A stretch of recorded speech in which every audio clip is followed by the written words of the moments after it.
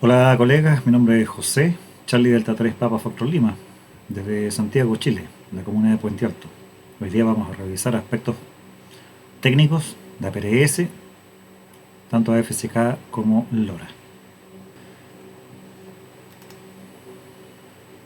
Bueno, APRS, rápidamente vamos a hacer una introducción descriptiva.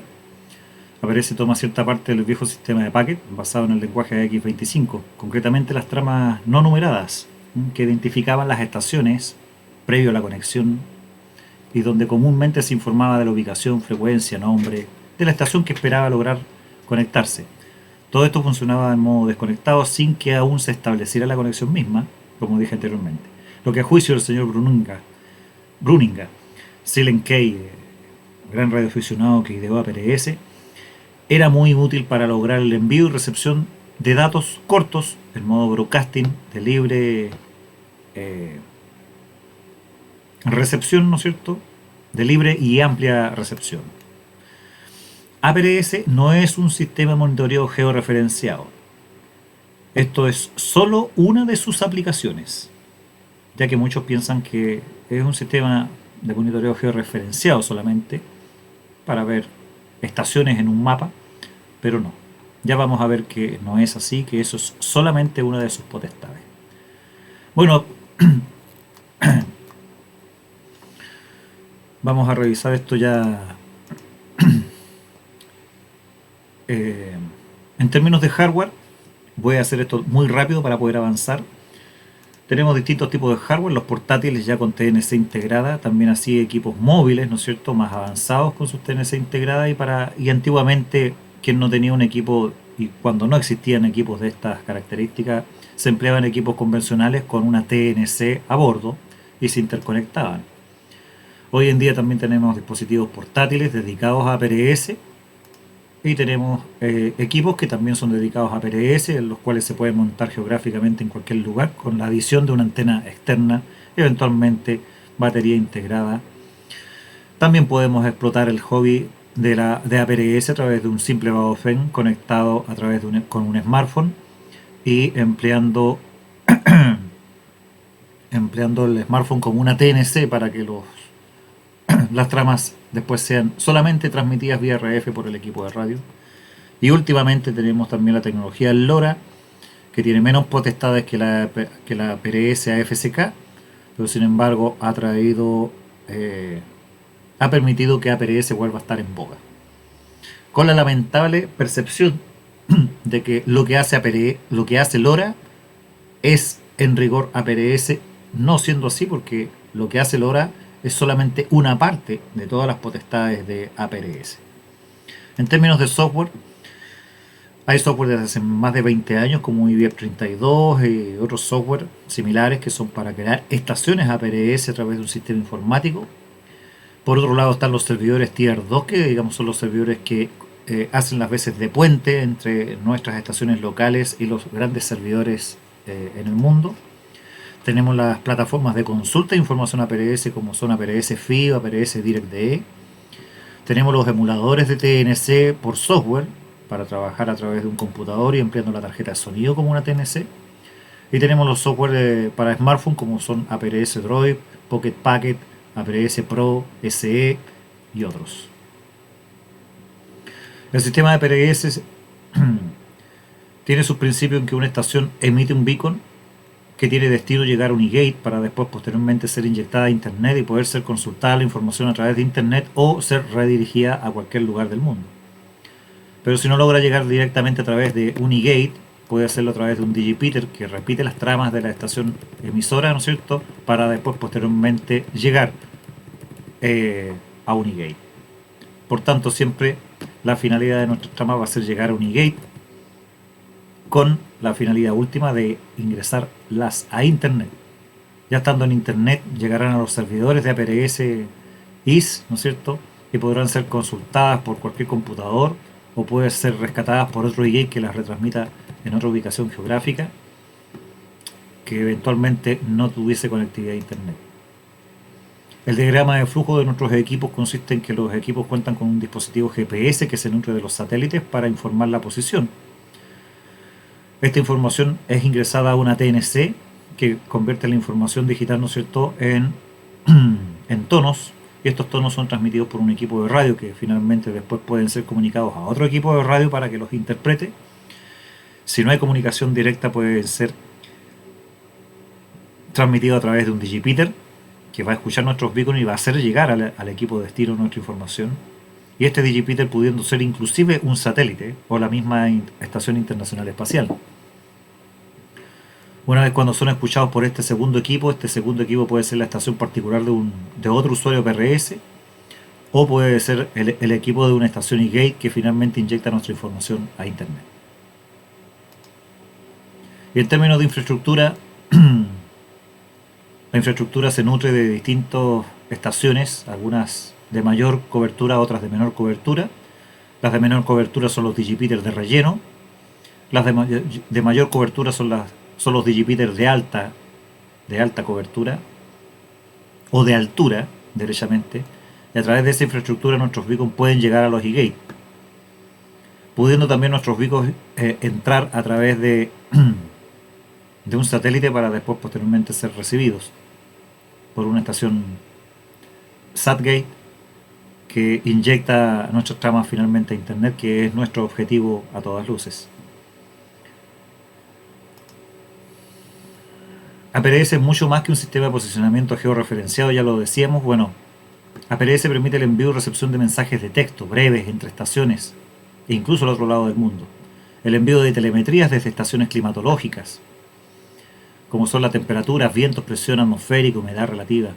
El envío de telemetrías de estado operacionales, como pueden ser portajes, mediciones de flujos, revoluciones, corrientes.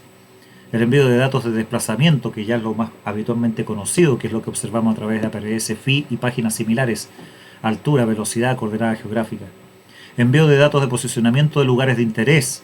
Esto suele realizarse a través del sistema InfoKios, que es una potestad de APRS. Podemos georreferenciar repetidores, radioclubes, Hamfest, servicios de emergencia.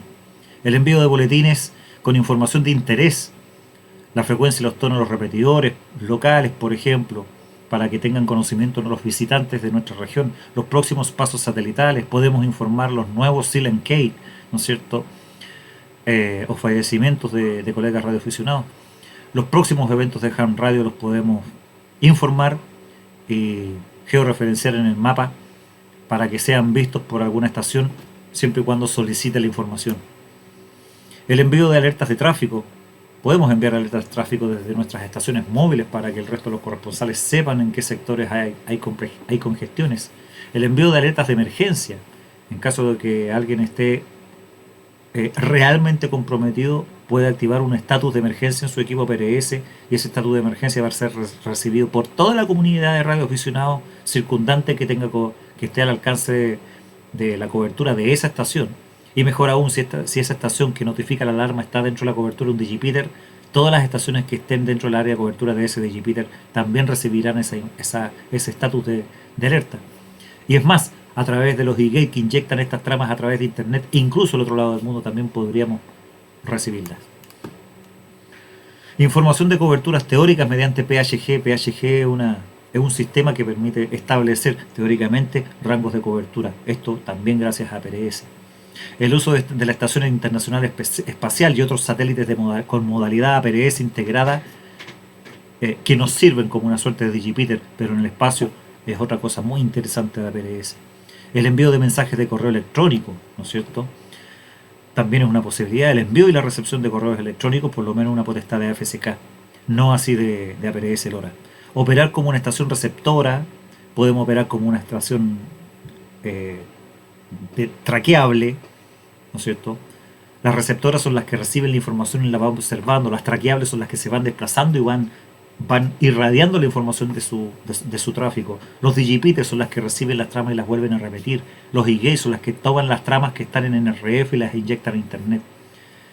Y también se pueden operar los crossband APRS, que son los que reciben los datos de APRS en la banda de VHF, los retransmiten por UHF y lo que entre por UHF los retransmiten a VHF, para que de esa manera, aunque estemos en bandas distintas, los tráficos APRS continúen estando como que si fuese un solo mismo canal. Operar en modo Voice Alert, que es como una suerte de radar para estaciones APRS móviles. que se puede emplear para identificar estaciones móviles que están dentro de tu rango de cobertura y poder establecer un comunicado radial, también gracias a APRS. El monitoreo de globos experimentales, sondas espaciales, meteorológicas, aviones, vehículos y personas es parte de lo que comúnmente la gente conoce de APRS, pero es una de las potestades del sistema. Algunas de estas pueden ser empleadas a través de LoRa, las menos, la gran mayoría directamente a través de los sistemas AFSK, que vendría a ser el APRS convencional de toda la vida. Vamos a algunos tecnicismos comparativos entre AFSK, el APRS de toda la vida, ¿no es cierto?, versus el APRS LoRa, que tanto está en boga hoy en día. Concretamente, las diferencias radican en de que LoRa trabaja con un ancho de banda muy ancho, 125 kHz concretamente, comparados con los 12,5 kHz del APRS AFSK. Pero la más importante diferencia radica en que la tecnología LoRa trabaja por debajo del nivel de ruido, siendo muy poco vulnerables a las interferencias. No así la AFSK, que requiere estar trabajando por sobre el nivel de ruido y que se ve muy afectada por las interferencias electromagnéticas, edificaciones y cosas por el estilo. Si a esto sumamos que la AFSK se suele trabajar generalmente en banda de VHF, que tiene menos eficacia que la banda de UHF, son puntos a favor de la tecnología de LoRa. Sin embargo, también tenemos que considerar algunas otras condiciones. La tecnología de LoRa trabaja con un denominado spreading factor, que determina un tiempo en el aire por cada paquete emitido. En un paquete de 300 bps, que es a lo que transmite LoRa, sus tiempos de transmisión pueden ser de 1,5 milisegundos. Sin embargo, no suelen ser 1,5 milisegundos las tramas que se suelen emitir. Establezcamos primeramente de que la velocidad de transmisión de LoRa es de 300 bps comparado con los 1200 bps, le hace baudios por segundo de la FCK convencional. Y por otro lado, el ancho de banda que se requiere en LoRa para transmitir es de 125 kHz respecto a los 12,5 kHz de la FCK. Esto es así porque en LoRa los datos son dispersados, se denomina una transmisión de amplio espectro o de espectro disperso, y en la dispersión se logra la eficacia del sistema. Eso es lo que la hace muy poco vulnerable a las interferencias y permite que los datos puedan ser rescatados eficientemente, sumado a que funcionen en UHF. Sin embargo, tiene un alto costo en términos de ancho de banda y una muy lenta velocidad de transmisión. Vamos a ver qué tan lento puede ser. En el sprint factor, por defecto que vienen las placas LoRa, que es 12, pueden llegar a demorar más de 4 segundos cada trama. Sin embargo, a FCK las tramas por defecto son de 1,5 segundos. Esto hace que en un trama podamos llegar a ocupar más de 4 segundos en un solo usuario de la red. Y esto en un minuto. Si varias estaciones estuviesen transmitiendo, varias estaciones LoRa, no cabrían más que 15 estaciones en un minuto. Esta es una desventaja. Y mucho se habla de que, llegado en distintas latitudes del mundo, llegado a cierto punto, va a haber que poner de acuerdo a la comunidad operativa de LoRa y modificar el sprint factor a un valor de 11, y este es un cambio que tienen que ponerse todos de acuerdo, si no esto no va a funcionar, para poder disminuir al menos a la mitad la demora en los tiempos de las tramas emitidas por LoRa. No siendo un juez en lo absoluto, ni estando ni a favor de una ni de otra tecnología, simplemente expongo las diferencias, y para eso he encontrado la mejor idea de exponer esta tabla en donde hacemos algunas comparaciones. ¿No es cierto? La frecuencia de operación de FCK puede ser en VHF u UHF, LoRa siempre es en UHF. AFSK cuenta con un sistema de control de tráfico que evita el denominado cabezazo o la sobremodulación, es decir, una trama escucha primero la frecuencia y si no escucha ningún beacon en curso, recién transmite.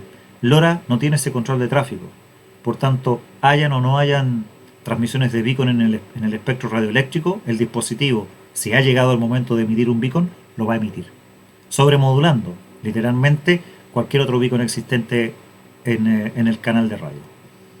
En términos de infraestructura hay una gran diferencia porque AFSK siempre se ha concebido como múltiples digipeater y un solo gate por una zona regional o en una zona determinada de cobertura. Sin embargo, LoRa trabaja a la inversa, trabaja con múltiples e-gate y tal vez algún digipeater. Esto es muy importante considerarlo. En términos de potencia, FSK solemos encontrar equipos desde 1 watt de potencia o más. Sin embargo, LoRa trabaja con 100 miliwatts o más. Lo hace tremendamente eficiente en términos de consumo energético. En términos de costos, la tecnología de LoRa es muy económica respecto de cualquier equipo de FSK que no deja de costar menos de $100.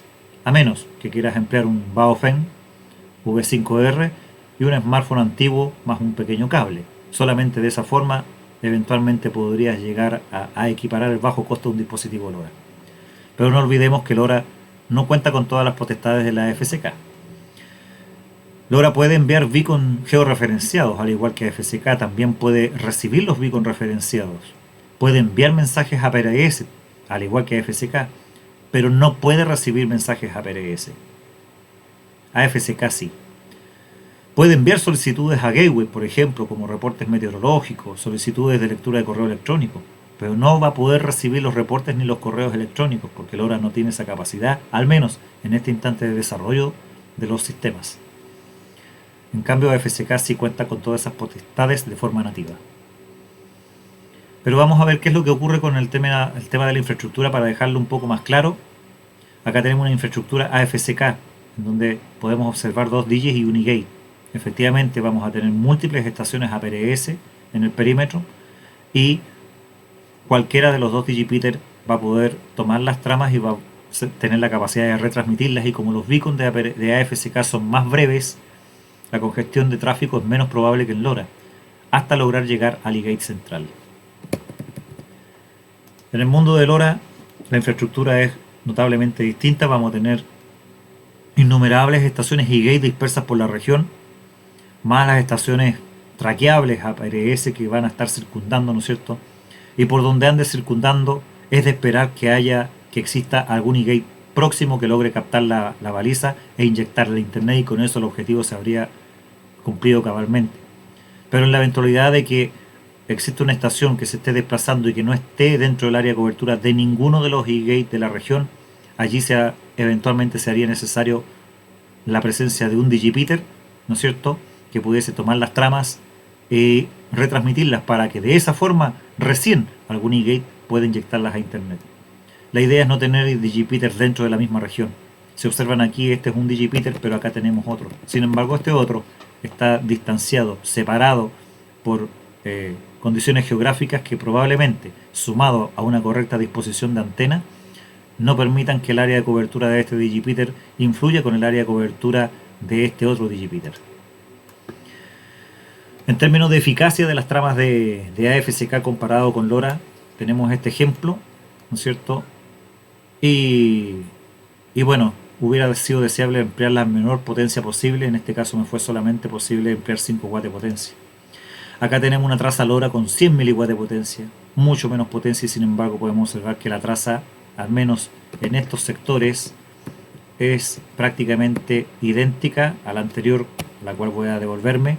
Pueden observar que se cumple muy bien el objetivo de trazar un desplazamiento, incluso en algunos sectores con menos cobertura, como este sector de Valparaíso.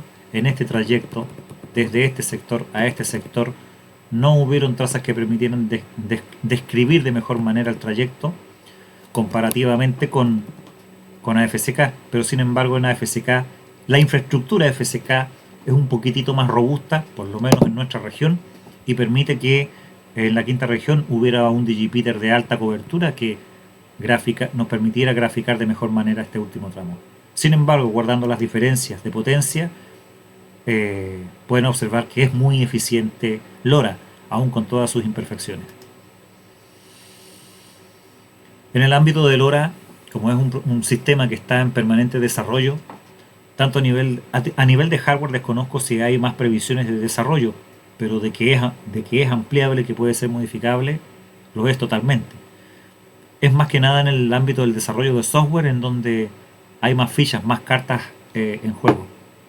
Y de hecho así tenemos dos proyectos principales, el de Oscar Eco 5 Bravo Papa Alpha, que es el proyecto básico que la gran mayoría de los corresponsales suele instalar en sus placas LoRa, eh, y que funciona a la perfección.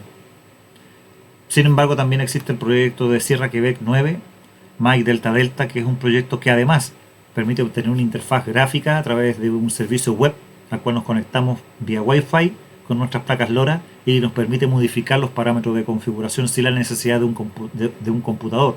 Simplemente con la ayuda de un navegador y un smartphone podemos entrar a modificar ciertos parámetros de la placa. Eso hace muy interesante estos dos proyectos. Y existe un tercer proyecto con la finalidad de comprimir los beacons, precisamente por el problema de las tramas extensas de LoRa, de poder comprimirlo al máximo para que los beacons sean lo más pequeños posible. Y que además pretende integrar otras mejoras. Pero todavía está en desarrollo, por eso no se comenta. Y dentro del contexto de las ideas del desarrollo de LoRa se han planteado varias ideas. Por ejemplo, cambiar el símbolo según la velocidad de desplazamiento. Esto la verdad es que no tiene ningún sentido. Alguien decía, no, es que si voy lento, que aparezca un símbolo de peatón, si voy rápido, que aparezca el símbolo de un vehículo. Pero si vas en un vehículo y estás en un taco y tienes muy bajo desplazamiento, tu símbolo va a ser la de un peatón, automáticamente. Y por tanto no tiene ningún sentido, ninguna lógica. Por lo demás, ese cambio de símbolo no es información vital de ninguna forma.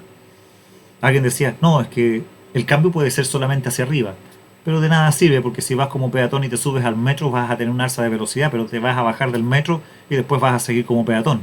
Sin embargo, tu símbolo va a seguir como que si fueses el metro o un vehículo. ¿Se fijan? Entonces es una idea absurda. El cambio del SSID o el símbolo con la pulsación de ciertas teclas, ¿no es cierto?, en estado de emergencia. Los sistemas LoRa no tienen el formato MIC-E y no permiten generar un estado de emergencia como APRS AFSK. El estado de emergencia es muy útil porque permite activar alarmas en los equipos del resto de los corresponsales, al menos en los equipos de hardware, no así en los dispositivos de software. Pero es algo que LoRa no contiene dentro de su programación. Entonces allí es en donde se piensa que activando ciertas teclas se puede cambiar el SSID o el símbolo para poder alertar de alguna forma alguna situación crítica. Pero de nada sirve si no hay ninguna plataforma que sea capaz de leer esto. Vas a cambiar el símbolo, vas a cambiar el SSID. El SSID no está diseñado para informar una condición de emergencia.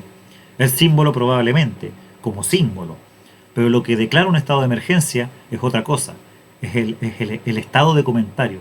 Y el estado de comentario en los proyectos de desarrollo LoRa no existe.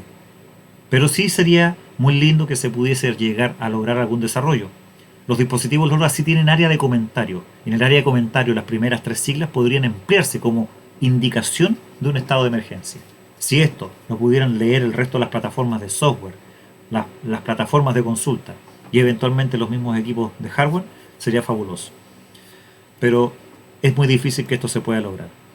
El cambio del texto del comentario según una procesión de teclas. Cambiar el texto de comentario probablemente podría ser útil en caso de que quisiésemos agregar justamente aquellos caracteres, esos primeros 3 caracteres al área de comentario para informar de una condición de emergencia. Pero como nadie desarrolle soluciones que sean capaces de interpretar aquello, tampoco ha de servir mucho. Capacidades de recepción de mensajes.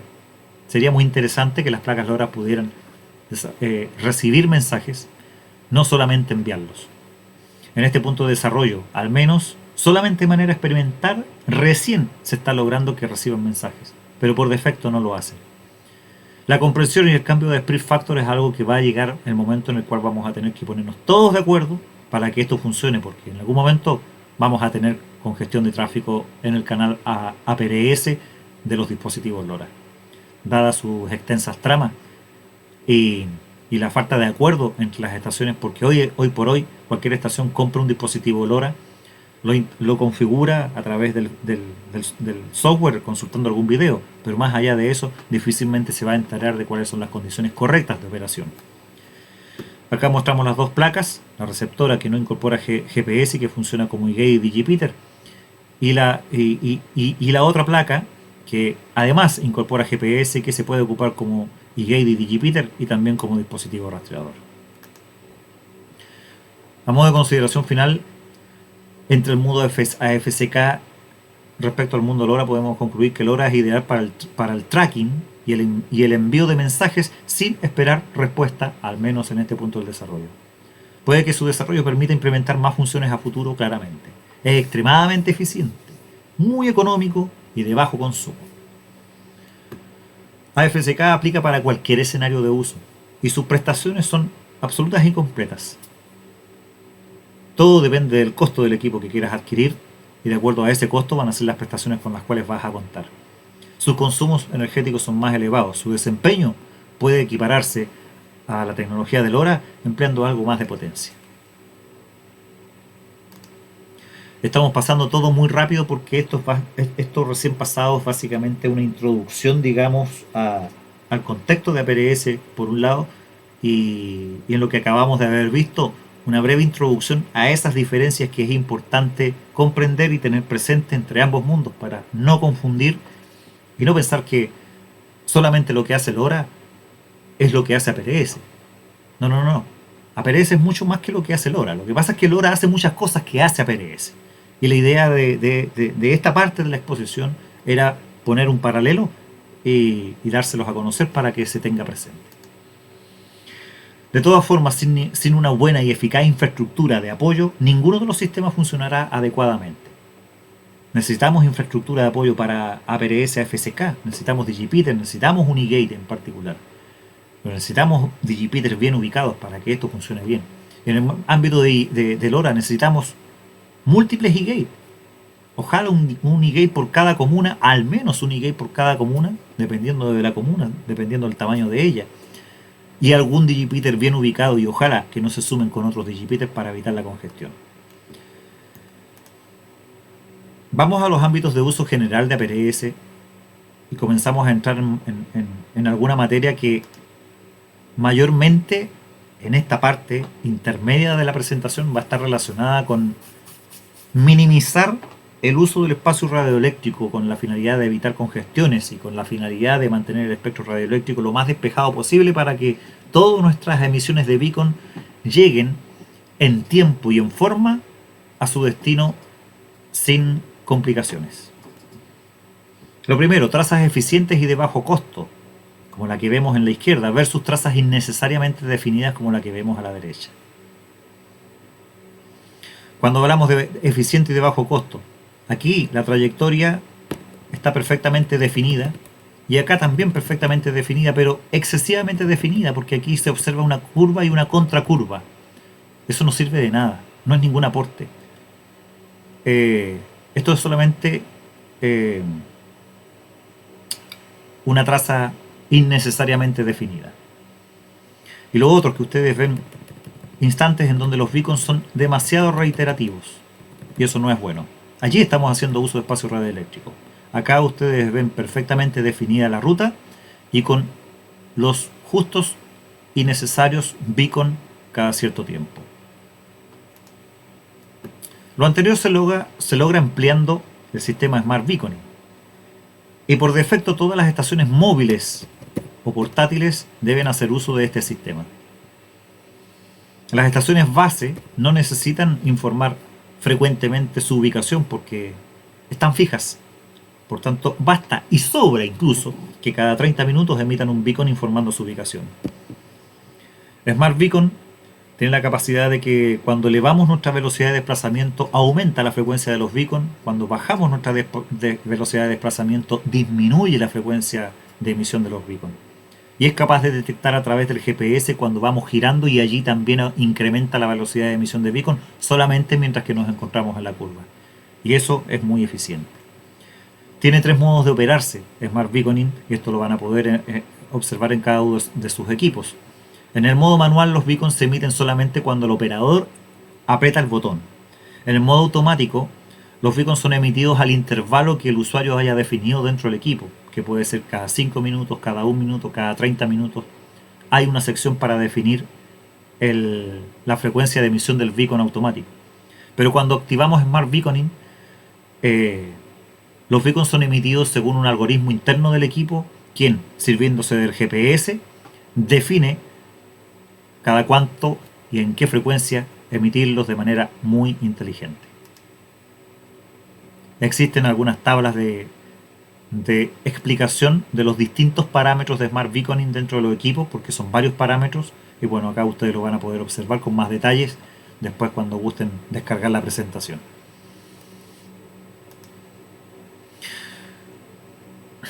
Otra cuestión que afecta la disponibilidad del espacio radioeléctrico es la emisión de boletines. Los boletines permiten comunicar información a la comunidad, pero tienen algunos intervalos de emisión, y en el intervalo más espaciado un boletín se emite cada 20 minutos. Por eso es más conveniente, en vez de enviar los boletines, emplear los anuncios, que tienen un intervalo máximo cada 60 minutos. Tanto los boletines como los anuncios son emisiones APRS que se pueden desarrollar a través de software APRS informático. Estamos hablando de UBF32, APRS IS32 o cualquier otro software de APRS informático, DirectWord, en fin. Les permite generar estos anuncios, estos boletines.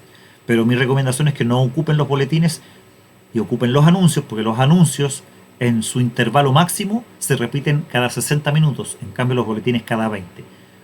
Estos anuncios pueden ser una reunión, un fallecimiento o cualquier otra cosa que ustedes gusten, pero no necesitan emitir esa información frecuentemente, basta que se emita unas cuantas veces en el día.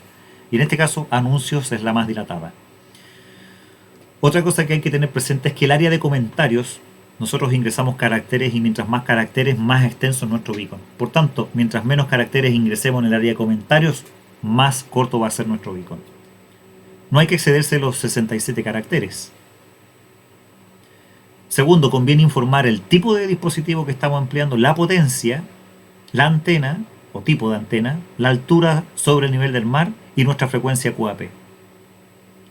No es necesario informar nuestra señal distintiva porque ella ya viene en el beacon y en el beacon así lo podemos observar.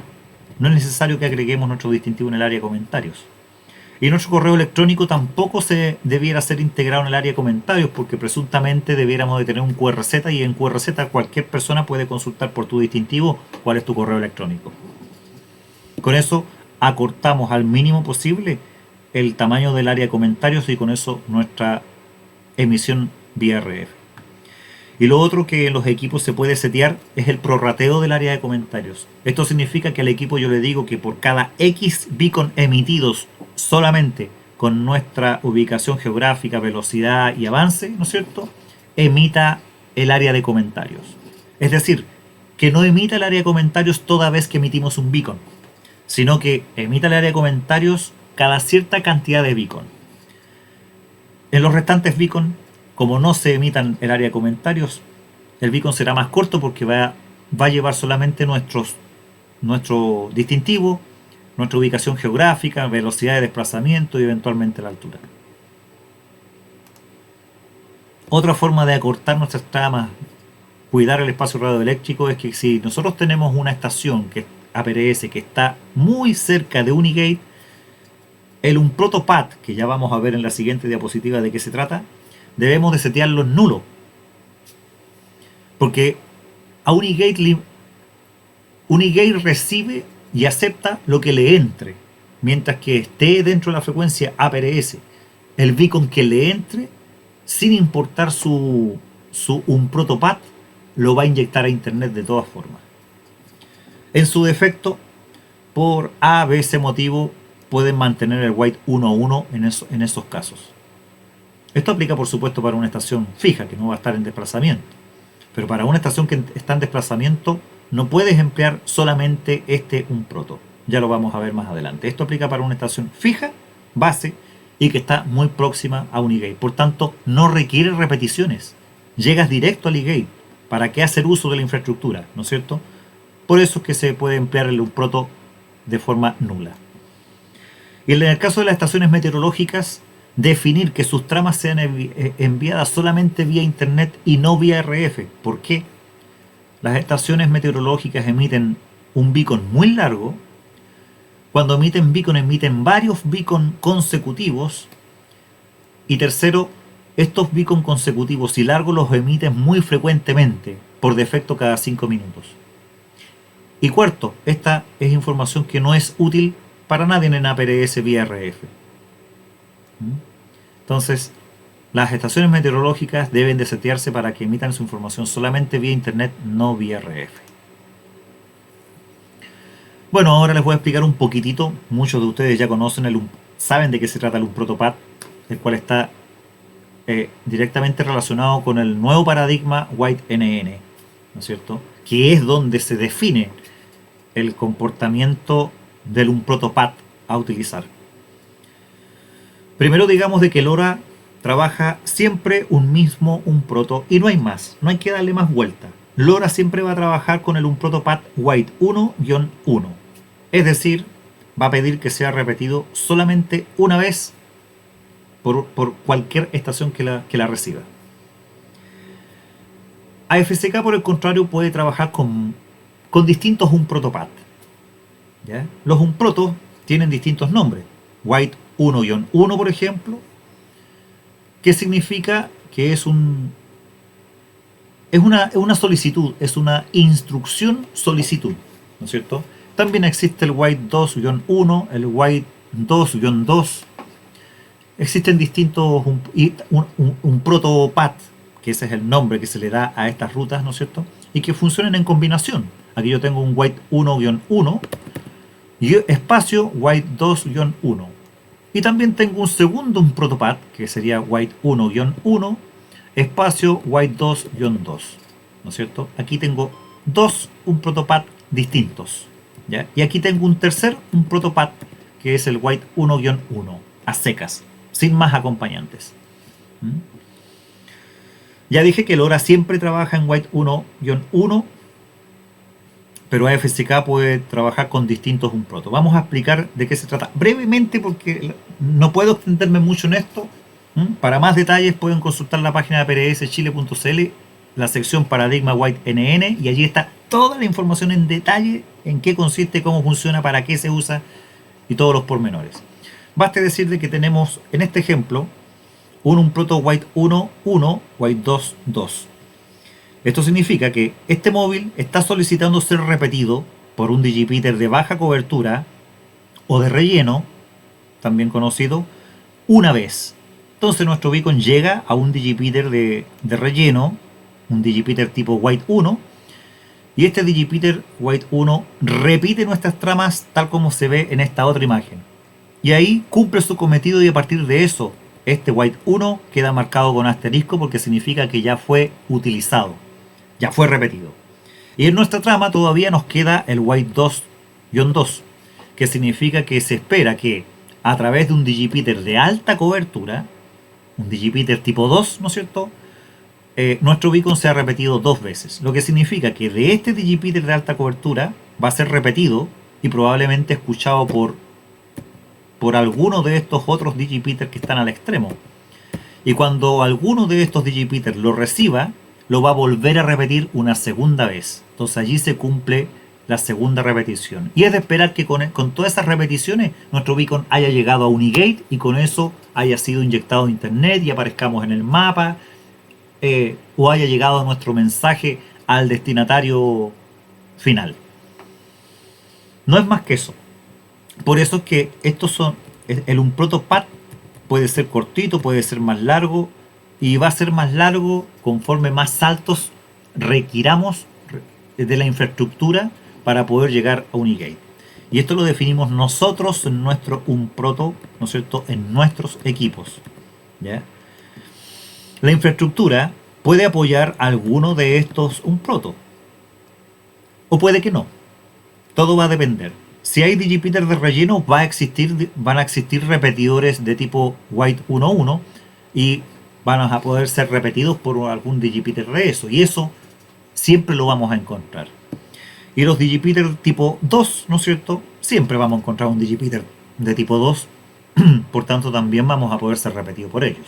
Lo usual es que una estación móvil o portátil trabaje en el formato White 1-1 espacio White 2-1. Y eventualmente, si es que esto no funciona bien según el comportamiento de la infraestructura local que ustedes tengan, puede emplearse el White 1-1 espacio White 2-2.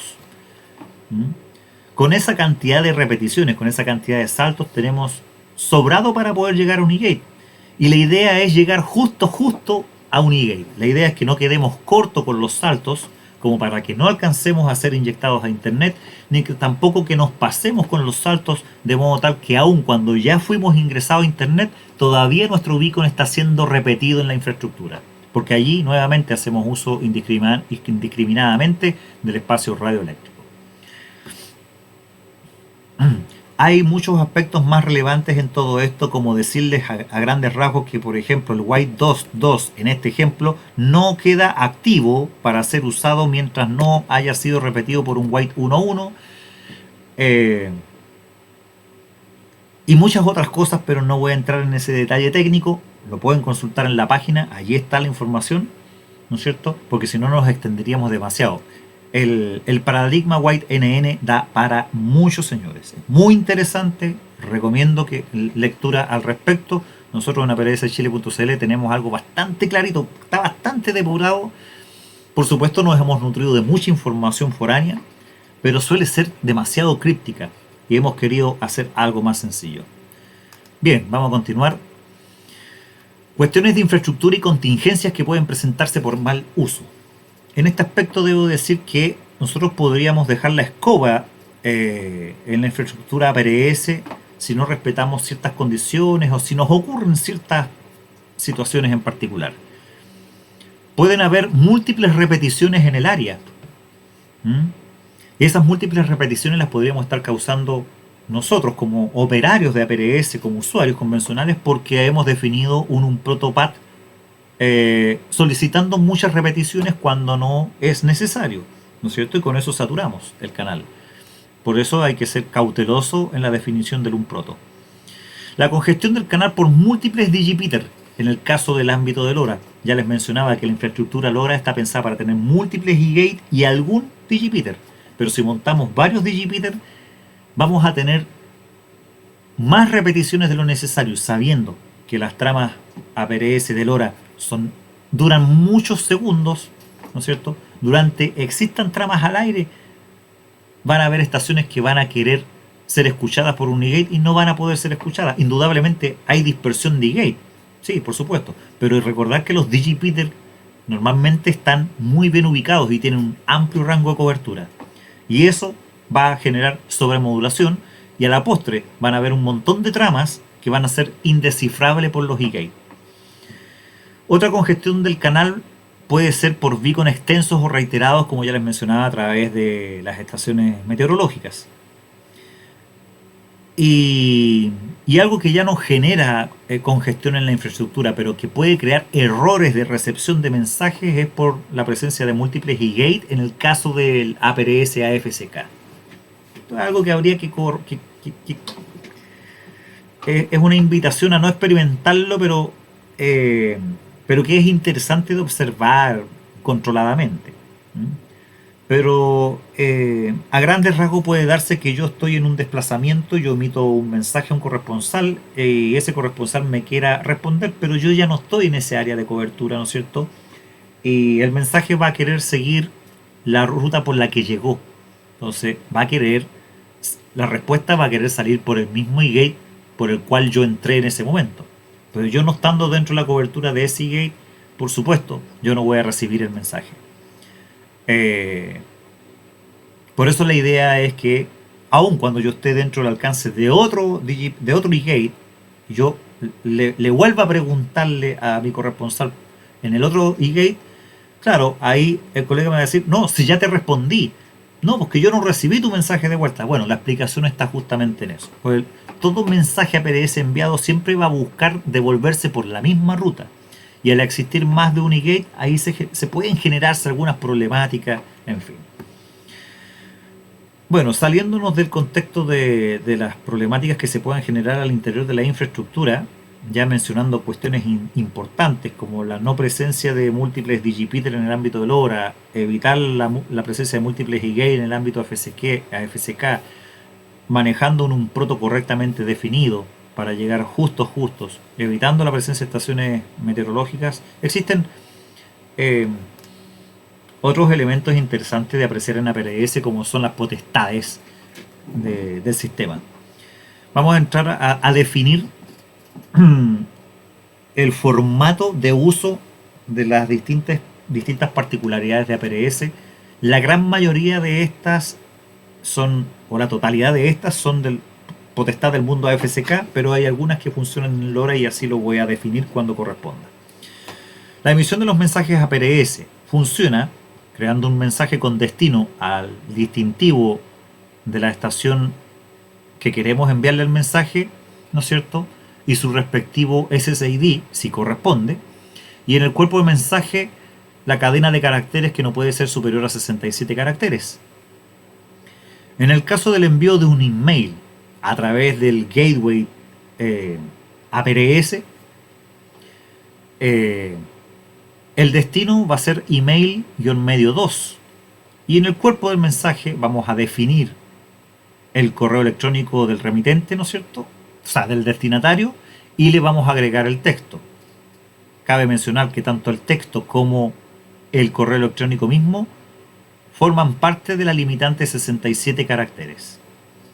En el caso de la emisión de un mensaje SMS a un equipo telefónico, esto al menos en Chile no funciona, pero en otras latitudes sí. El destino sería SMS Golf Tango Eco, y en el cuerpo del mensaje tendríamos que agregar una arroba y a continuación la cadena numérica correspondiente al teléfono, y luego de un espacio agregar el texto en cuestión. Nuevamente, limitante de 67 caracteres contando el número de teléfono y el arroba. En el sistema Voice Alert me detengo un poquito. Voice Alert es un sistema que permite, como les mencionaba ya, es una suerte de radar de estaciones móviles APRS. A grandes rasgos, el mejor ejemplo es que si yo llevo un equipo de radio de doble banda, en el VFOA llevo una frecuencia cualquiera y en el VFO llevo la frecuencia APRS. A mi frecuencia APRS yo le configuro un tono de transmisión y recepción, un tono Squelch 100, ¿no es cierto? Y a partir de ese momento yo ya no voy a escuchar ninguna de las tramas de los Digipeater, ni ninguna de las tramas de cualquier estación APRS base que esté cercana, ¿no es cierto? Y voy a partir de ese momento voy a tener la banda B de mi equipo APRS va a estar silenciosa. Y eso es muy cómodo, porque a veces las tramas molestan. Pero, si así como yo sigo esta directriz, todo el resto de la comunidad de radioaficionados que porta un equipo APRS móvil configura su equipo de la misma forma, vamos a tener la ventaja de que cuando nos encontremos en la ruta con una estación móvil que está transmitiendo sus respectivas balizas de posicionamiento, allí vamos a escuchar la baliza, porque el tono es coincidente con mi tono Squelch. Se va a abrir el Squelch y voy a escuchar la baliza, y cuando yo escuche la baliza automáticamente voy a saber que la estación que estoy escuchando no es una estación base, ni tampoco es un Digipeater, tampoco es un eGate, es una estación móvil. Y como me sea interesante establecer un comunicado con una estación móvil que se encuentra en la ubicación geográfica justamente donde yo me encuentro, puedo hacer una llamada de voz, ¿no es cierto?, en la frecuencia APRS, indicando Voice Alert, QSY, frecuencia tanto. Yo puedo indicar una frecuencia QSY y mantener a la escucha de tal manera que la otra persona haya escuchado ese mensaje y sepa que alguien está indicando que mantiene QAP en X frecuencia y que estaba en la frecuencia APRS y se percató que estábamos dentro del área de cobertura. Eso es lo que quiere decir todo esto. Si vamos en carretera es mucho más interesante. Esta configuración tienen que aplicarla solamente a estaciones móviles. A nadie le interesa que una estación base configure estos parámetros, porque la estación base va a estar siempre fija y no te va a acompañar en un desplazamiento, en lo absoluto. Otra cosa interesante de APRS es el estado de emergencia. El estado de emergencia permite habilitar una función dentro del equipo para que cuando emite sus balizas de posicionamiento, ¿no es cierto?, cuando emita sus beacon, esos beacon van a activar unos mensajes gráficos y unas alarmas sonoras en todas las estaciones de radioaficionado próximas que están dentro del área de cobertura de la estación que genera el estado de emergencia. Y si la estación que está en el estado de emergencia está dentro del área de cobertura un Digipeater, el Digipeater va a repetir el estado de emergencia y obviamente todos los que tengan cobertura con ese Digipeater van a escuchar ese estado de emergencia y se van a activar unos pitos y unas flautas en los equipos y en pantalla va a aparecer el distintivo de la estación que está comprometida. Esto es muy útil, muy interesante, funciona solamente con equipos de hardware. no con software de computador, ni con software de teléfonos, pero funciona con hardware APRS. Y es muy interesante. Lindo sería que las plataformas como APRS FI, UIBF 32, APRS Droid reconocieran estos estados de emergencia, pero lamentablemente eso no es así. Es importante que toda vez que se ocupa el estado de emergencia, eh, se vuelva a retornar al estado in service, que vendría a ser el status quo, el estado de normalidad. ¿Mm? El InfoKios es otra particularidad. El formato de uso de InfoKios es enviar un mensaje al destinatario con el distintivo de la estación InfoKios y en el cuerpo del mensaje una interrogación y la palabra info. A partir de ese momento, la estación InfoKios nos responde un mensaje con varias alternativas que van a partir siempre por una interrogación y a continuación ciertas letras, ciertas siglas. Y para saber el significado de cada una de ellas, podemos volver a enviar un mensaje nuevamente a la misma estación, ¿no es cierto?, con el símbolo de interrogación más las siglas de lo que realmente nos interesa. Que puede ser, por ejemplo, las siglas OSP-SUR. Y eso nos podría dar un indicio de que se trata de un hospital ubicado en la zona sur. Y al enviar las siglas, nuevamente el sistema nos responde la descripción total de qué se trata y efectivamente podría decir Hospital Sotero del Río, sector sur de la región metropolitana, y nos va a marcar en el mapa de APRS FI la ubicación de ese hospital. Toda la información que aparezca a través de un InfoKios o un info local no aparece por defecto en los mapas de APRS FI, aparecen solamente cuando nosotros activamos el sistema y solicitamos información respecto de ese punto de interés. Continuamos. El reporte meteorológico. Nosotros a través de APRS podemos pedir un reporte meteorológico con un mensaje destinado a Whiskey X-Ray Yankee Hotel, ¿no es cierto? Y con un cuerpo de mensaje que diga 4 veces bla, es decir, bla, bla, bla, bla, vamos a obtener un reporte meteorológico del día. Por el contrario, si emitimos en el cuerpo de mensaje la palabra 36, vamos a obtener el reporte meteorológico para las próximas 36 horas. ¿Qué incluye el reporte meteorológico? La ubicación donde nos encontramos para definir que el reporte aplica sobre el lugar donde nos encontramos nosotros, la dirección del viento, la velocidad del viento, la presión atmosférica, la humedad relativa, la temperatura del momento, la previsión de lluvias, el estado de los cielos. Es un reporte muy interesante, el reporte meteorológico, que se puede obtener enviando ese mensaje. Hasta aquí, el reporte meteorológico lo podemos solicitar desde un dispositivo LoRa y el envío de los mensajes APRS también los podemos enviar desde un dispositivo LoRa, ¿no es cierto? Y el envío de email también lo podemos hacer desde un dispositivo LoRa. El problema es que no podemos recibir. No podemos recibir mensajes de vuelta, mensajes de APRS, ni email, ni tampoco vamos a recibir de vuelta el informe meteorológico. Lamentablemente en este punto de desarrollo de los dispositivos LoRa. Continuamos. Crossband APRS, en el fondo, hay localidades en donde el funcionamiento de APRS en VHF es más que suficiente y eso va a estar determinado única y exclusivamente por la infraestructura con la que contemos en el área. Pero pueden haber algunas localidades muy extensas y aún con todos los esfuerzos de implementación de infraestructura a lo mejor no se logran objetivos eficientes. O sea, no se logran resultados eficaces. Allí es factible perfectamente emplear un crossband APRS. Alguien dice, no, es que vamos a tener gente trabajando en VHF y gente trabajando en UHF. Entonces se pierde el objetivo de APRS, que es estar todos en un mismo canal. Bueno, con el sistema crossband se resuelve esa problemática porque el crossband va a inyectar todos los comunicados de VHF a UHF y viceversa, los comunicados de UHF a VHF.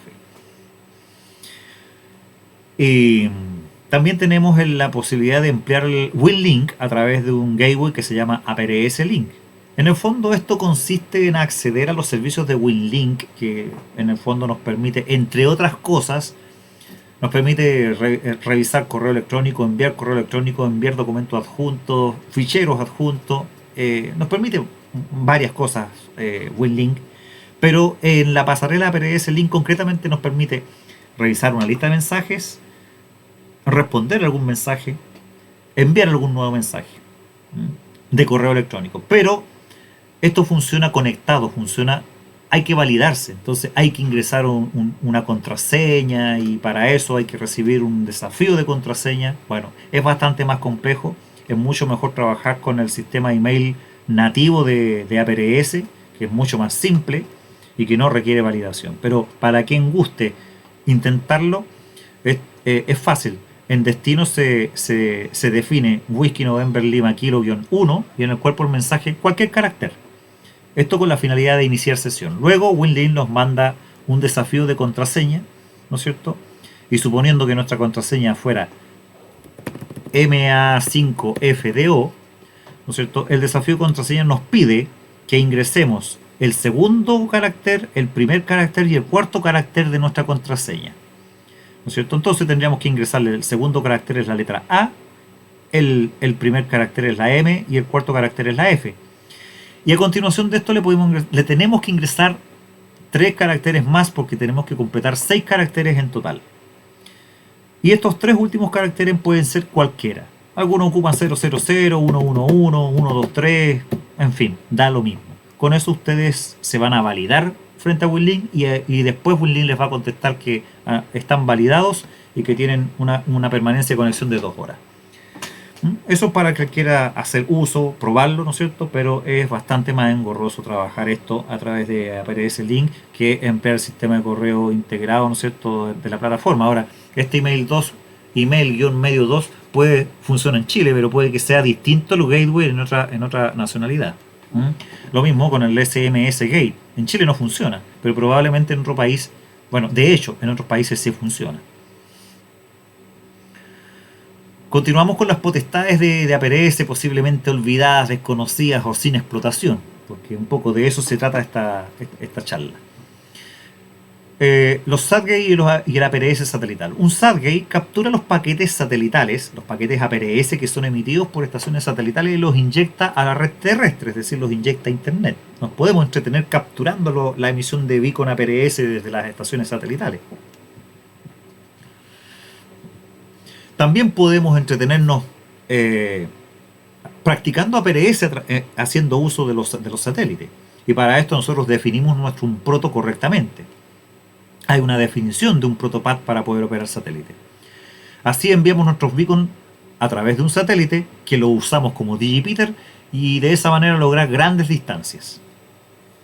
Nosotros podemos enviar el beacon a un satélite y ese satélite probablemente lo escuche alguien en otro país. Y con eso podemos lograr grandes distancias a través del satélite. Ahora, un protopad por defecto que se ocupa para trabajar satélites puede ser APRS vía ARIS. Este es un genérico que permite hacer uso de cualquiera de los satélites de la red, incluyendo la Estación Internacional Espacial.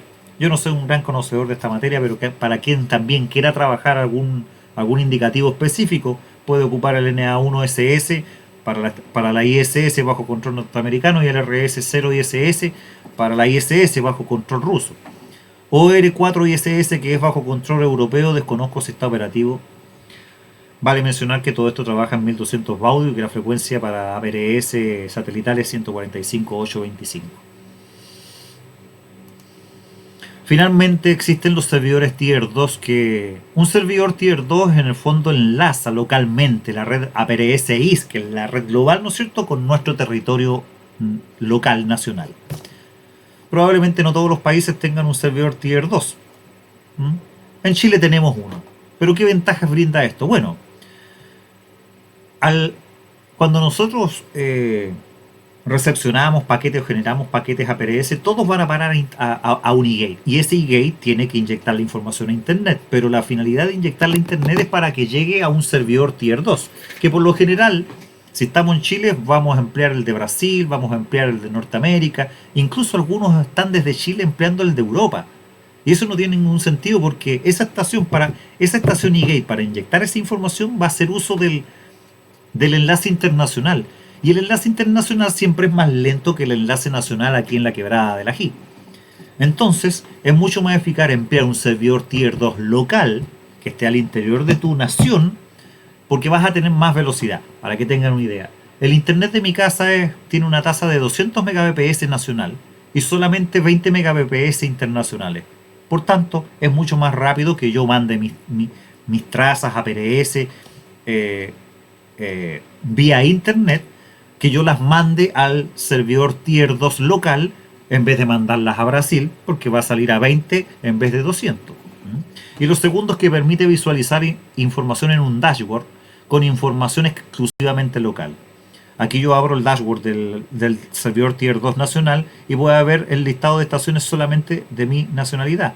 Pero si yo estoy accediendo a un servidor empleando un servidor Tier 2 genérico, como el de Sudamérica, por ejemplo, voy a ver estaciones de Colombia, Brasil, Argentina, etcétera, y va a ser un listado gigantesco. Acá yo tengo más control porque veo solamente las estaciones que están haciendo uso del sistema a nivel local. Y obtengo una latencia mucho menor en la emisión de mis beacon vía internet. Y otra particularidad de los sistemas PRS es que hay dispositivos que se pueden emplear en modo KISS, ¿no es cierto? Y que se pueden emplear dispositivos como TNC. Emplear el modo KISS significa que un dispositivo que nativamente tiene capacidades de emisión de beacon APRS, ¿no es cierto?, puedo darle la instrucción de que se transforme simplemente en un equipo transmisor y que reciba todas las instrucciones desde un segundo equipo que yo le acoplo. ¿Y que se le acoplo en qué modo? En modo KISS. El típico ejemplo de un dispositivo LoRa que trabaja solito, pero que si le cargamos un firmware específico, ¿no es cierto?, podemos conectarnos vía Bluetooth y tomar el control del dispositivo LoRa a través de un smartphone, ¿no es cierto?, y de esa manera poder trabajarlo vía modo KISS. Y a partir de ese momento empleamos el SSID del teléfono y el UNProto del teléfono y el mensaje, y todo lo hacemos desde el teléfono. Y como una placa LoRa no tiene teclado y la pantalla es escuálida, es mucho más cómodo trabajarlo a través de un smartphone en los casos que sea necesario trabajarlo de esa forma, por supuesto. El perfil de LoRa es para otros usos, no es para estar mandándonos mensajes y cosas. No. Básicamente es un tracker LoRa, pero si queremos emplearlo de otra forma, podemos sacarle un poquito más de partido haciendo uso de la placa en modo KISS. Y emplear un dispositivo, un smartphone como una TNC, es el típico caso de cuando conectamos un típico baofeng convencional a un equipo telefónico a través de un cablecito. Allí el smartphone se comporta como una TNC de software, porque toda la información digital la transforma, ¿no es cierto?, en tonos, y esos tonos se los inyecta al box del equipo transmisor para que el box del equipo transmisor simplemente ocupe el equipo de radio como un transmisor, nada más. Ese es el modo TNC, TNC por software. Estos son conceptos que no siempre se conocen, vale mencionarlo.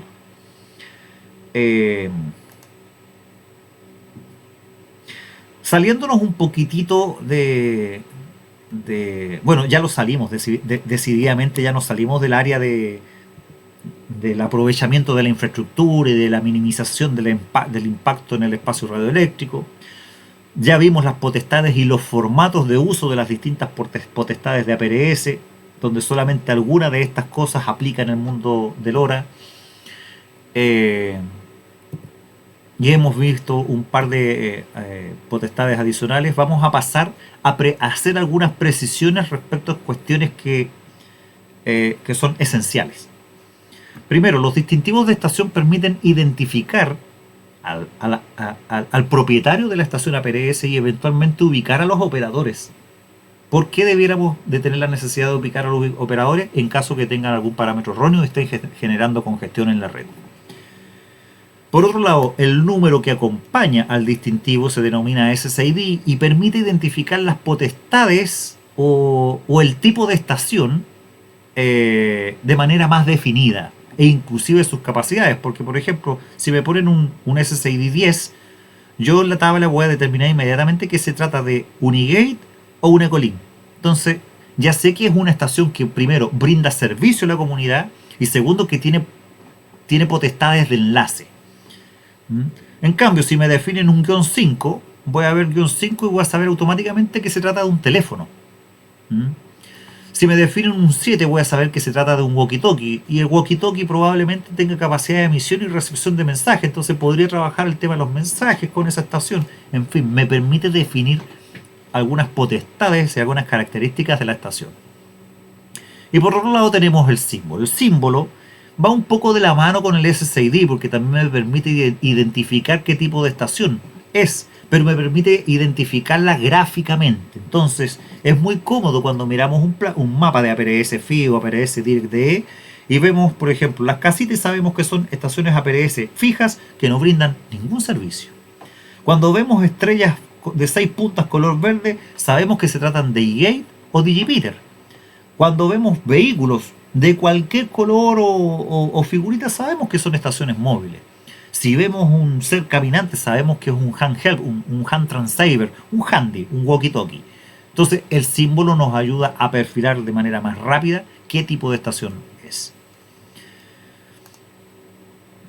Los símbolos, hay una cuestión, a veces se ven estas tablas son 4 páginas consecutivas, ¿no es cierto? Cada símbolo gráfico, cada monito está asociado con un símbolo.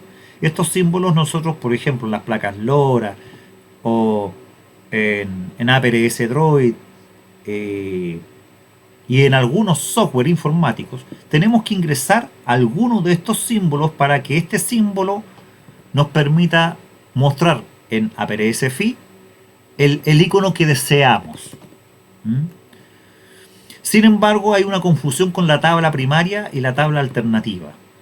Para que podamos escoger y definir algún símbolo de esta tabla, nosotros tenemos que anteponer el símbolo slash y a continuación de eso el símbolo correspondiente al icono que queremos.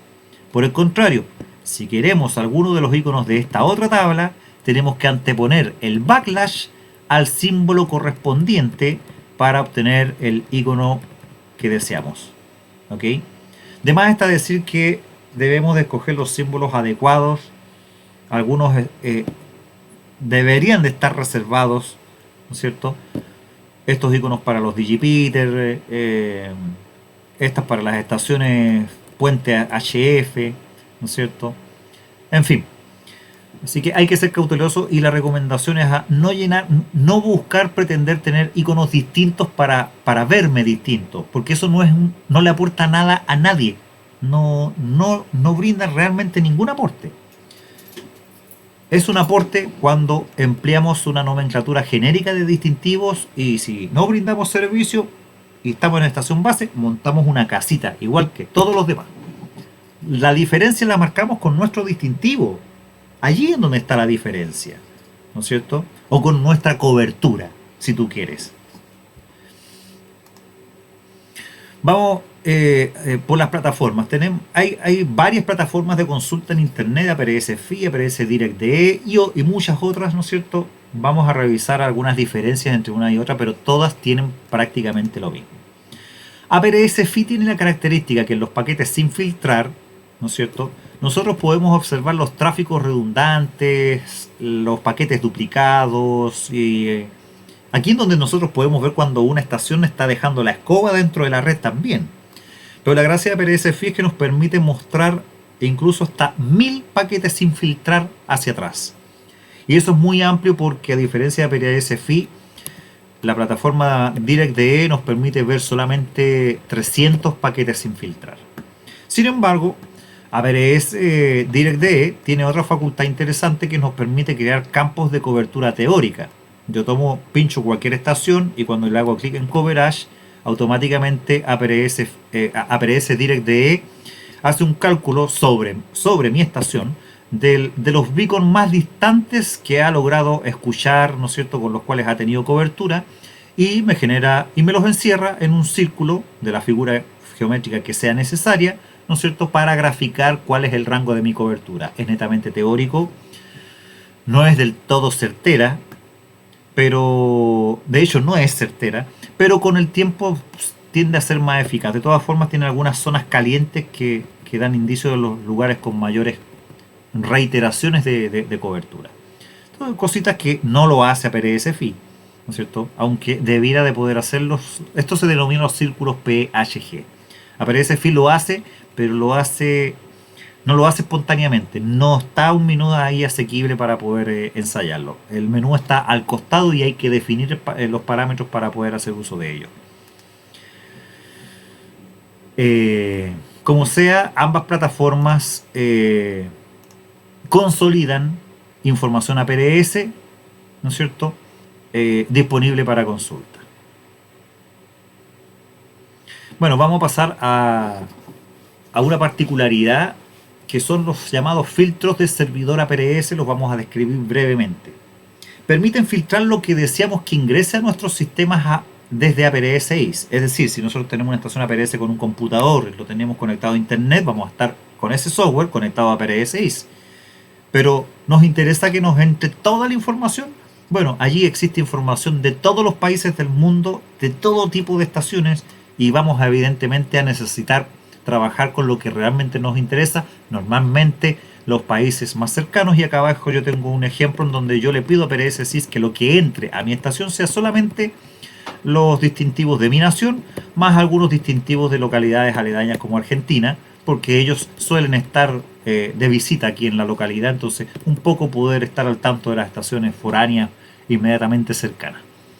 Pero hasta aquí es la información que yo recibo de APRS IS, y de esa manera yo puedo tener información más sencilla. Existen decenas de filtros para aplicar, que pueden ser filtrar uno o varios distintivos, emplear comodines, filtrar por distancias de origen, por tipos de estaciones, etc. Si un sistema está inyectando ARF determinados beacon recibidos vía internet, podría requerir algún filtro, y justamente esto puede darse dado que en el siguiente parámetro lo van a ver: filtros de estación eGate. Cuando yo tengo un eGate, obviamente yo voy a recibir las tramas, las voy a inyectar a internet, pero puede que lleguen paquetes de mensajes desde internet que quieran salir RF, y yo debo preocuparme de que mi eGate esté seteado para que no retransmita por RF lo que ya está en internet, porque eso ya llegó a internet. Salvo los mensajes que son de origen exclusivamente en internet y que tengan un destinatario como tal. Y aquí yo establezco otro tipo de filtro que es para mi estación interna, para mi software de APRS. En la configuración de mi gate yo debo de setear, ¿no es cierto?, aplicar algunos filtros, como lo que yo digo acá, que todos los mensajes que sean enviados a un Charlie Delta, a los distintivos de mi nación, los permito pasar, además de definir el tipo de beacon, en este caso mensajes APRS. Entonces solamente los mensajes APRS es lo que yo permito que, de lo que yo le pido a APRS IS, a la red APRS de internet, de todo lo que yo le pido, solamente los mensajes APRS que vayan a algunos de estos destinatarios pueden salir por RF. Y esa es la función de los filtros. Puedo definir lo que yo quiero que me entre a mi estación por un lado, y puedo definir lo que yo quiero que de mi estación salga hacia la RF.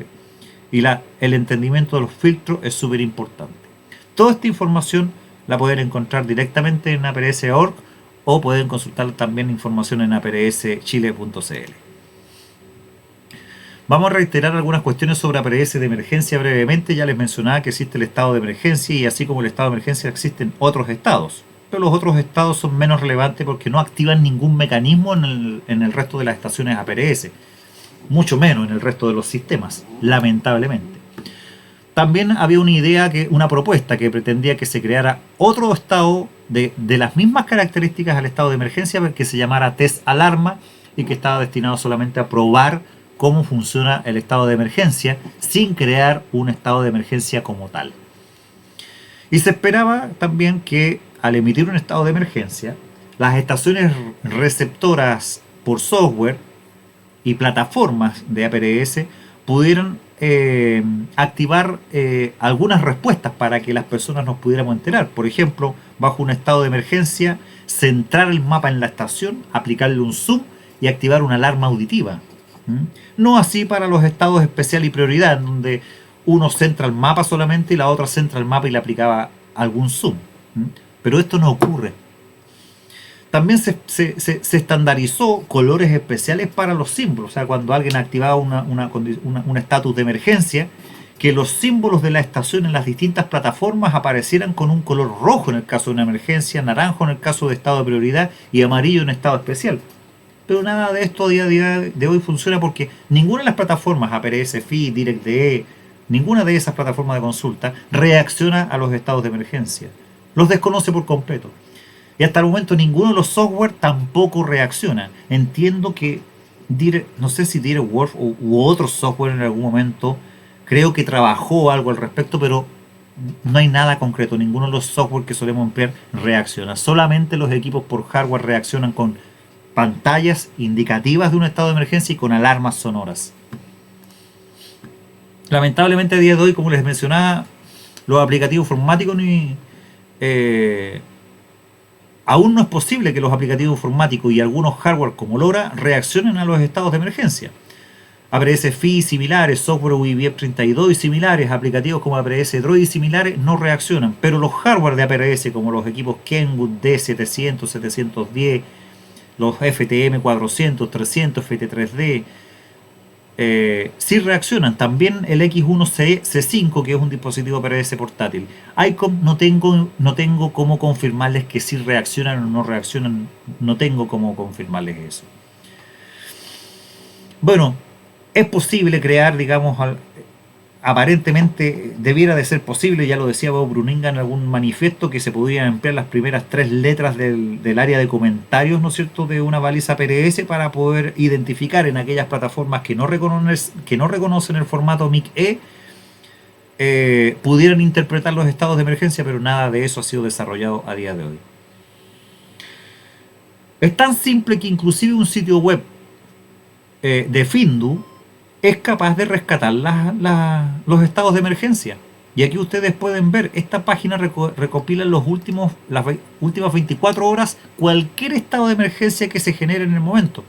Aquí hay una estación con estado de emergencia, pero en realidad esta estación no está en estado de emergencia porque por algún extraño motivo le gusta activar el estado de emergencia, después lo desactiva, después lo vuelve a activar y así se lo lleva y se lo ha llevado durante un largo tiempo. Pero si Findu.com puede hacerlo, ¿por qué no puede hacerlo APRS FI, APRS DirectDE, APRS Droid, APRS UIVF 32 y demás? Bueno, claramente la idea es que los aplicativos hagan la pega completamente sin la necesidad de consultar a terceros como Findu. El tema es complejo. Bueno, a propósito de los estados de emergencia, permítanme mostrarles el video de cómo funciona realmente esta cosa.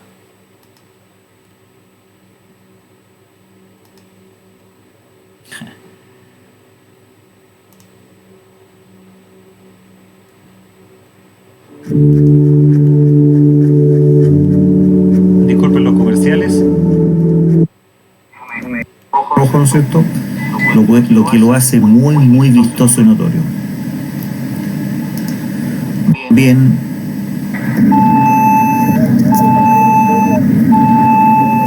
Para que ustedes observen que, bueno, escucharon, se escucha ahí un... Bueno, ahí se escucha el sonido de alarma. Sin embargo, gráficamente no se observa bien. La pantalla del FT3D es muy pequeñita, pero en el sector superior izquierdo alerta que es una condición de emergencia. Vamos a ver qué pasa con el FTM 400.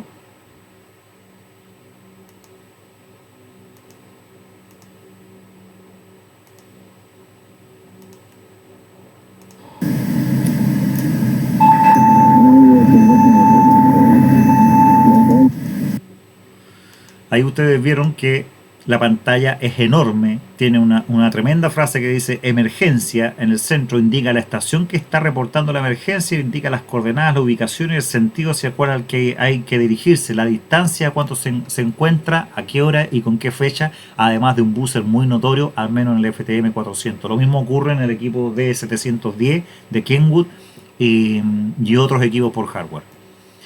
Es muy interesante la respuesta de los sistemas a un estatus de emergencia.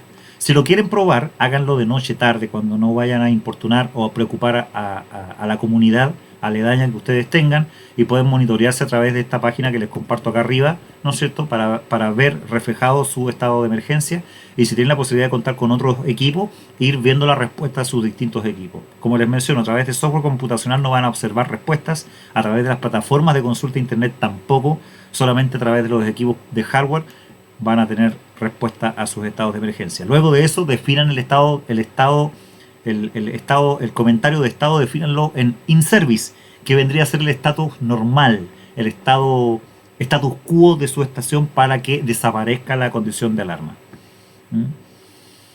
Bien. Unas acotaciones. La mensajería PRS entre dispositivos o vía infraestructura es una potente herramienta. Tiene una limitante de 67 caracteres. No está garantizado el hack de confirmación de entrega, pero sí los reintentos, es decir, los equipos tienden a reintentar el envío del mensaje. Y cuando el mensaje es recibido por una estación, probablemente reciban un hack de confirmación de vuelta que indica que el mensaje fue recibido. Pueden ser enviados y recibidos a través de AFCK, pero no así en el caso de LoRa, que solamente en este momento permite el envío. Los mensajes de correo electrónico de AFCK, empleando el servidor de correos de APRS, no requiere validación en ningún servidor y pueden ser enviados también con destino all, a todos los destinatarios en el caso de los mensajes APRS propiamente tal. Los mensajes email tienen que ir con destino a alguien, ¿no es cierto?, pero no requieren validación, simplemente se envían. Bueno, terminando esas acotaciones, vamos a pasar al área de comandos. Sí, vamos a tratar de apurarnos un poquito porque ya estamos muy extensos en el video. Existen comandos APRS y un listado interesante que se pueden consultar en esta página web, ¿no es cierto?, que permiten solicitar datos a qrz.com respecto de un distintivo. Miren qué interesante. Permiten solicitar la ruta por la que se recibió un mensaje. Si ustedes reciben un mensaje y quieren saber por qué digipeater pasó, por cuántos digipeater pasó y desde qué gate fue inyectado, a través de un comando específico pueden saberlo. Pueden saber la versión del software que está empleando la estación remota. Pueden solicitar la lista de estaciones escuchadas del eGate más próximo o de cualquier otra estación que ustedes quieran para saber, por ejemplo, si X estación logra escuchar los beacons de un amigo de ustedes. Pueden solicitar la lista. En fin. Para eso existen los comandos APRS. Otra cosa que existe que tampoco se conoce mucho son los indicadores de hardware, que son estas cosas, esto que ustedes ven aquí encerrado en círculo rojo. Estas siglas dan el indicio del tipo de hardware que están empleando. Si están empleando un teléfono, si están empleando un portátil, si están empleando un software como, por ejemplo, ese APU25N es el identificador de UIBF32 y de esa manera puedo saber que yo estoy transmitiendo a través de UIBF32 independientemente que ahí mi beacon lo está informando. Si no lo informara yo puedo saberlo, ¿no es cierto? Entonces me permite identificar los hardware y aquí está el link con los distintos identificadores de hardware. Es una lista numerosa, pero allí ustedes pueden identificar los distintos hardware y software con los cuales se puede generar APRS y de esa manera aprender a identificarlos. Por otro lado están los identificadores de Q-Construction. Aquí está la página web, ¿no es cierto?, con los distintos identificadores y estos son generados por servidores como clientes y permiten la detección de bucles, permiten determinar por dónde el paquete ingresa o sale hacia o desde la red y también el tipo de eGate que lo inyecta o rescata de APRS-IS. Recordar que APRS-IS es la red de servidores mundial de APRS. Es bien interesante el de los Q-Construction porque, por ejemplo, aquí en este mismo beacon, ahí está. Esa Q pequeña con la A y la R en mayúscula es el identificador del Q-Construction, que significa que fue ingresado directamente por un eGate válido y que el eGate es Charlie Echo 3 Sur-10. Finalmente, la importancia de ser respetuosos con la autorregulación local. Recordemos que el sistema radioaficionado es un sistema...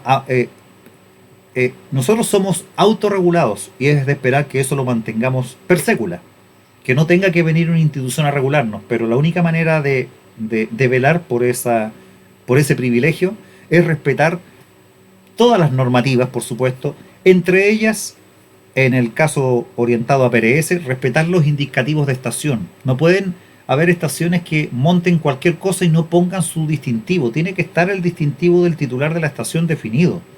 Tiene que estar también definido el SSID que corresponda al tipo de estación, no el que se les antoja. Respetar los símbolos adecuados para que el monito sea, para que en las gráficas finalmente que consultamos en pantalla no tengamos un charquicán de iconos, un desorden tremendo que finalmente no entendamos nada de nada. Es mucho más fácil, mientras menor cantidad de iconos exista, más fácil va a ser la identificación de las estaciones. Cuidar los tiempos entre las balizas y minimizar su duración para que cuidemos el espacio radioeléctrico en el canal único de comunicación que tenemos de APRS. Tenemos sobre esa frecuencia que convivir todos simultáneamente. Evitar las repeticiones innecesarias y la concatenación de beacon es parte de lo mismo que les acabo de haber mencionado. La infraestructura se cuida y todos debemos de cuidarla, y una de las formas de cuidarla es no mandándonos las partes, o sea, no pretender instalar un eGate o un digipeater si no sabemos cómo se debe hacer, en qué lugar es conveniente implementarlo y si realmente es necesario, porque de hacer eso podemos colapsar la infraestructura. Es conveniente siempre estar pendiente del comportamiento de nuestros dispositivos dedicados, ¿no es cierto?, de sus beacon por RF particularmente, que sean los necesarios, no reiterativos, que un protopath estén bien definidos, en fin. Ser precavidos con la activación por accidente de los estados de emergencia, porque se desvirtúa por completo el objeto, por ejemplo, de la página de consulta, que veamos una estación que está emitiendo permanentemente estados de emergencia. ¿Y qué va a pasar cuando esa estación realmente esté en un estado de emergencia y pretenda que sus beacons sean atendidos? Nadie lo va a tomar en cuenta, porque simple y sencillamente esa estación nadie la va a tomar en cuenta, porque vamos a subestimar la real dimensión de ese estado de emergencia. Y respetar el uso de las frecuencias asignadas en cada zona y su bandwidth respectivos según el plan de banda. Recordemos que nosotros trabajamos en 12,5 kHz para APRS, como en muchas otras cosas. Alguien dice de que para trabajar satélites hay que trabajar en 25 kHz. Bueno, yo debo de decir de que APRS transversalmente se debe y tiene que trabajar en 12,5 kHz. Harina de otro costal es que los equipos de la Estación Internacional Espacial estén configurados en 25 kHz. Y no me extrañaría, pero no deberían de operar en 12,5, porque ese es el bandwidth que se supone que trabaja APRS. Pero como yo no tengo cómo acceder a la ISS para ir a hacer una auditoría, ni mucho menos, y comprobar realmente en qué ancho banda está transmitiendo, si los que más conocen de satélite, y yo no soy alguien que conozca al respecto, dicen que es mejor trabajar en 25 kHz, bueno, así será. Recordar que mientras más ancho transmitimos en las bandas de VHF, menos sensibilidad de recepción y menos capacidad de penetración vamos a tener. Por eso siempre es más eficiente trabajar en 12,5. Alguien dice, no, es que en 12,5 no se escucha bien. Claro, no se escucha bien porque hay estaciones que transmiten en 25, que transmiten fuera de norma. Y creo, como ellos transmiten más ancho, nosotros que sí estamos trabajando en norma, indudablemente los vamos a escuchar malena.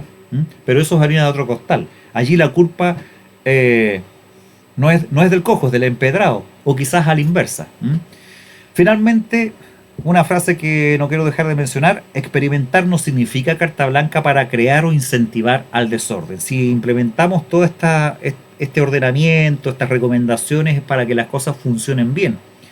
Si alguien quiere experimentar para ver qué ocurre si pongo un monito distinto, un SSID distinto, si configuro un proto de otra forma, si monto un eGate o un digipeater cuando me dijeron que no era conveniente, y lo hace con la excusa de que es para experimentar, bueno, está muy bien si lo quiere hacer por un pequeño ratito, pero en momentos adecuados todo se puede, pero después enmendar esa condición y ceñirse a las recomendaciones generales, porque basta que uno incentive el desorden para que muchos otros se sumen a él. Y eso es lo que debemos de evitar a toda costa. Finalmente, un agradecimiento especial a Marcos Beltrán y Charlie Eco 2 Eco Kilo, que ha sido una suerte de mentor para mí en esto de la PRS. Si bien es cierto, yo ya estaba bastante avanzado cuando logré contactar con él. Fue él quien me sacó de aquellas grandes dudas existenciales en los aspectos más crípticos de APRS, del cual yo personalmente me siento muy fascinado. Y recordarles que visiten la página de APRSchile.cl, en donde van a poder encontrar una gama de información gigantesca, la cual hemos preparado con mucho cariño y que está preparada lo más simple posible, tanto para una persona que está recién partiendo en esto como para alguien que realmente está muy avanzado y quiere comprender algunas cuestiones más críticas. Eso es. Charlie Delta 3 Papa Foxtrot Lima, muchísimas gracias.